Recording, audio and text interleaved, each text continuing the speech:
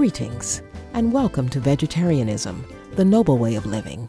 On our program today, we will be featuring vegan cooking from celebrated author and founder of Compassionate Cooks, Colleen Patrick-Goudreau, along with Alka Chandna. Compassionate Cooks has put together a series of cooking presentations, published fantastic cookbooks, and offers free recipes online at compassionatecooks.com to help promote kinder and healthier lifestyles. Today, they'll be presenting a vegan chili recipe, as well as some interesting information on whole grains to enrich your diet. The next dish we're going to make is a 3-bean chili, a hearty 3-bean chili. This is perfect comfort food. You know, we're all so busy today. As a consequence, we compromise our health, we compromise our taste buds, and we compromise our wallets, eating out as much as we do and eating on the run. So we wanted to show you how to make delicious, nutritious meals for yourself, for your family, and this 3-bean chili is just perfect for that. I absolutely agree, Colleen. I love this dish and I make it all the time. Now, to begin this chili, what we're going to do is we're going to heat up our pot. Probably low to medium flame. Nice. And we are going to begin by heating up a bit of olive oil. Now we're using olive oil. As a general rule, you use olive oil for cooking, for sauteing, and you use canola oil for baking. And I say only those two oils because they're both monounsaturated. We are going to heat up now some whole spice seeds. We have here lovely coriander seeds. Beautiful. And in they go. Now we can replace, if you can't find coriander seeds in your market, you can just buy some ground coriander. We use 1 tablespoon here. In place of the whole coriander seeds, you can just use 1 teaspoon of ground coriander. Now we're also going to put in some cumin seeds. In they go. Great. And with the coriander seeds and cumin seeds, we add some cayenne pepper. So we're just going to wait for the spices to darken a little bit. Do you want to stir that around, Colleen? I will. Thank you. Yeah, great.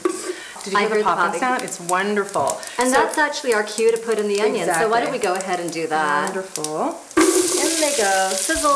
Obviously, grains should be a big part of your diet. And when I talk about grains, I mean whole grain. I don't mean white rice. White rice is white because it's been completely stripped of its fiber. So when I say grains, I mean things like we're going to look at right now. And you can make this on a Sunday, make it in advance, so that when you come home during the week and you're tired and you want to make a stir fry, you don't have to come home and wait. Okay, just to bring everybody up to speed on what we've been doing, we put in the onions, we put in some garlic, we put in some oregano, and now we're putting in some chili powder. It's a lot of chili powder. It's a lot of chili powder because this chili has some nice kick to it. Why don't we let this saute and we can start talking about some of the grains we have over here. Sounds great, Colleen. Well, to begin with, we have over here some brown rice. Now that's a standard grain, of course, and this is short grain. You can get brown long rice. grain as well. We encourage people to try some of the other grains. They have different flavors, different textures, different cooking times, which is fun. Yep. Now this is amaranth. Amaranth. Isn't right? it precious? It's so lovely. Tiny and little. It's so sweet. It's one of the ancient grains. And here we have couscous. Now couscous is a Moroccan grain and it's used a lot in Moroccan cooking. It's true, and technically not a grain. It's actually a semolina pasta. It's a very small pasta. So couscous is one of those things that if you don't make it in advance, you can make it when you come home after work. Now here we have wahani rice. Wahani rice. Now, not a lot of people know about wahani rice. I even have a difficult time finding it sometimes, but ask your local natural food store. They can even order it for you. It's packed with protein. It has more protein than brown rice. It has a wonderful chewy texture, great flavor, and it's a beautiful color. It's my favorite rice if I had a favorite rice. Which you do. I do have a favorite rice. And here we have bulgur. Bulgur is a relative of couscous. You don't have to cook them on a stovetop. All you have to do is boil some water. You can have your couscous or bulgur in a bowl, and then you just add the boiling water, you stir it around with a fork, and you let it sit there for some time, probably about 10 or 15 minutes. And here we have barley, which is pretty familiar to a lot of people, used in soups to add a little bit of texture. Beautiful. And add some filling. This is millet. Millet, yes. Right. Millet's a great grain. Now, millet looks very similar to quinoa. If we could get to the quinoa. All right. I really want to get to the quinoa. Someone's a little over anxious here. I love quinoa. I really do. Do you want to marry it? want to marry it.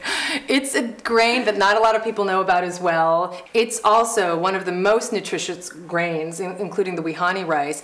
It's so beautiful. It's very tight there, but when it's cooked, it opens up, it's translucent, it's really beautiful. And it cooks in about 10-15 minutes. I really encourage you to add grains to your diet as much as you're adding whole vegetables and color to your diet. Add some grains to your diet as well. Terrific. Well, it looks like these onions are cooking up. They're going to take another minute or so.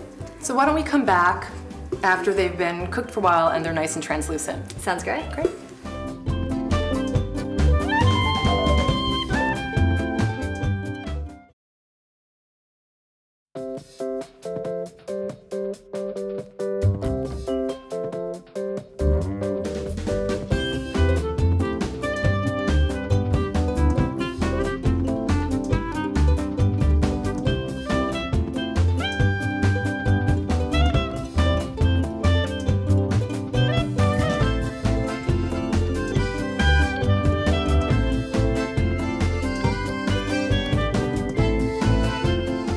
Well, it looks like our onions are beautifully translucent now, so we're ready to put in our peppers.